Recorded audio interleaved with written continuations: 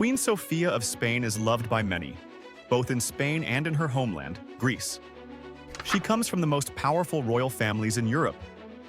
But despite her noble blood, her life has been full of pain, a difficult childhood, a troubled marriage, and a lonely old age.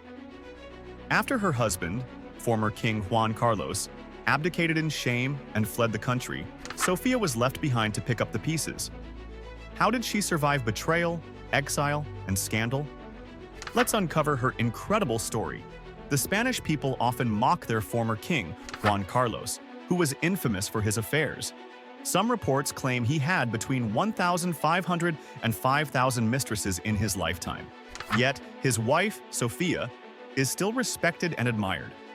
This is remarkable because she was not even Spanish by birth.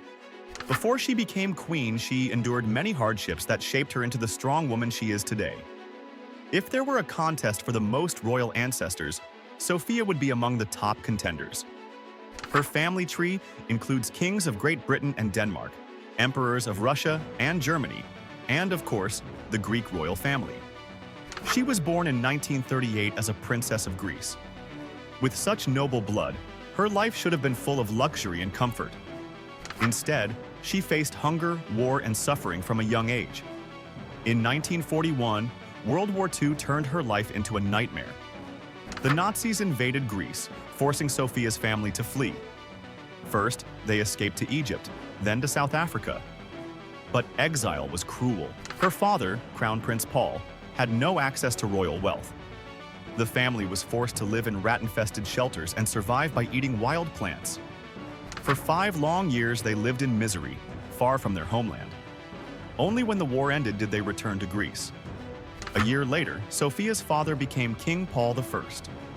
Even as a princess, Sofia was taught the value of hard work. After college, her strict mother, Queen Frederica, sent her to work as a nurse in a maternity hospital. Royal status meant she was only supposed to work during the day, but Sofia went against the rules. She took night shifts and worked just like any ordinary person. She had a strong heart and was not afraid of hard work, even if she was shy and reserved. Her mother, Queen Frederica, was a powerful and controlling woman. She did not believe in letting Sofia choose her own husband. It was Queen Frederica who decided whom her daughter would marry, and that decision would change Sofia's life forever. As you may have guessed, Sofia's husband was Juan Carlos de Bourbon, a Spanish prince who would one day become king. The young Greek princess first met him in 1954 during a Mediterranean cruise. At the time, both were just 16 years old, and neither found the other particularly impressive. But Sofia's mother, Queen Frederica, was determined to see her daughter married to a Spanish prince. 6 years later, fate brought them together again. 2 years after that, they were married. The romantic Sofia truly believed she was in love with Juan Carlos, who was young, charming, and handsome. But for him, the marriage was nothing more than a political arrangement. Almost immediately after the wedding, Juan Carlos began cheating on his wife. His affairs became legendary in Spain. Biographers estimate that he had thousands of mistresses and dozens of illegitimate children. Despite the humiliation, Sofia remained loyal and focused on her role as a wife and mother. In 1963, she gave birth to their first child, Princess Elena. 2 years later, Princess Cristina was born. And in 1968, she gave birth to a son, Prince Felipe, the heir to the throne. With an heir secured, Juan Carlos lost all interest in his wife and grew even colder toward her. In 1975, following the death of Spanish dictator Francisco Franco, Spain restored the monarchy, and Juan Carlos was crowned king. Sofia became Queen of Spain, but her personal life was a disaster. Her husband's public betrayals made her life unbearable. She seriously considered divorce, but being a queen meant she had little choice but to endure.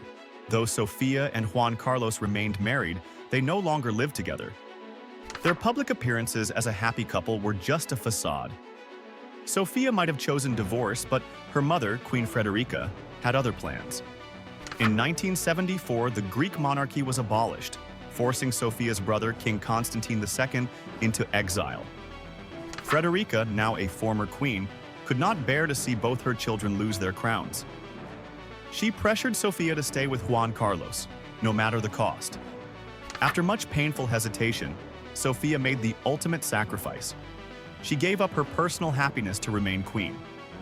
She dedicated herself to being the perfect royal wife, never once accusing her husband of his betrayals.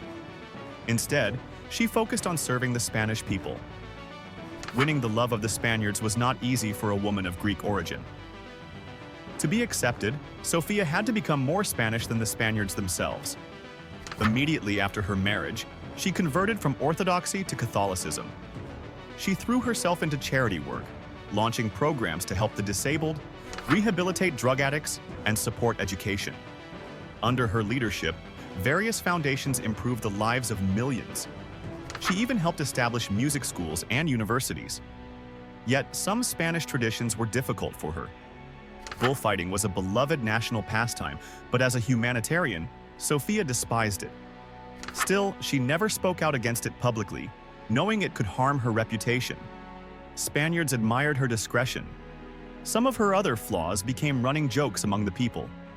Spaniards would say, "Our queen is almost perfect, but she has 3 faults. She doesn't like bullfighting, soccer, or flamenco."